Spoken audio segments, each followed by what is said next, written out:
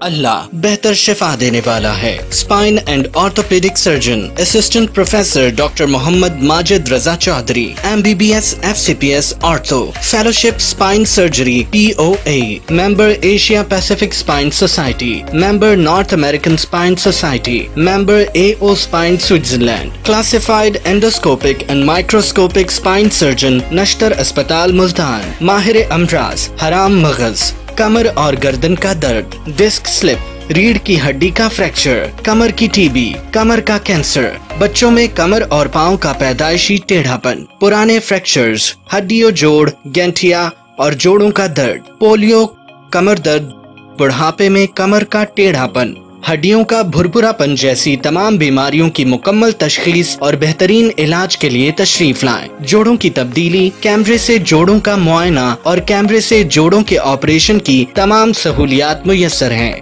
جی سفیان بھائی، آج پہلا دن ہے اور آپ کی ڈسک کی سرجری ہوئی ہے، کیسا محسوس کر رہے ہیں؟ سر بہت اچھا محسوس کر رہا ہوں، کوئی پین نہیں ہے، مجھے چلنے میں کوئی پریشانی نہیں ہے، تو میرا بہت اچھا ٹریٹمنٹ ہوا ہے۔ تو میں اب بالکل چل نہیں سکتا تھا، اب میں بالکل چل رہا ہوں، مجھے تکلیف بھی نہیں ہے۔ اچھا، وہ جو آپ کی ٹانگ میں آپ کو درد جاتا تھا، پاؤں کا جو سون پن ہے، وہ کیسا ہے؟ سر وہ بالکل ٹھیک ہے، کوئی درد نہیں ہے، ٹانگ میں بھی کسی جگہ میں کوئی درد نہیں ہے، نارمل چل پھر رہے ہیں؟ جی بالکل نارمل چل رہا ہے۔ چلیں جی، ماشاءاللہ، اللہ پاک آپ کو صحت دے۔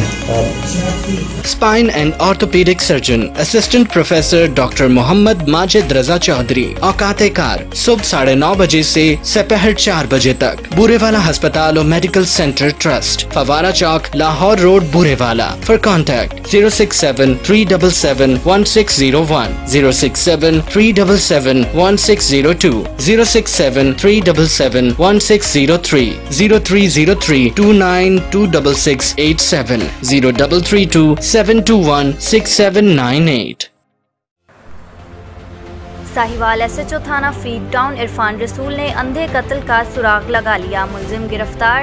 Sahiwal bureau chief Sahiwal Prince Altaf Hussain کی رپورٹ کے مطابق Sahiwal district police officer Muhammad Kashif Aslam کی ہدایت پر قتل کے مقدمات کے لیے تشکیل دی جانے والی اسپیشل ٹیم نے ASP سٹی سرکل سلیمان ظفر کی زیر نگرانی SHO تھانہ فریڈ ٹاؤن عرفان رسول SI وکاس نے شب و روز محنت کر کے جدید اور سائنٹیفک طریقہ تفتیش کو اپناتے ہوئے اندھے قتل کے مقدمہ نمبر 275/21 بجرم 365/302 تھانہ فریڈ ٹاؤن میں ملوث ملزم نعمان کو گرفتار کر لیا۔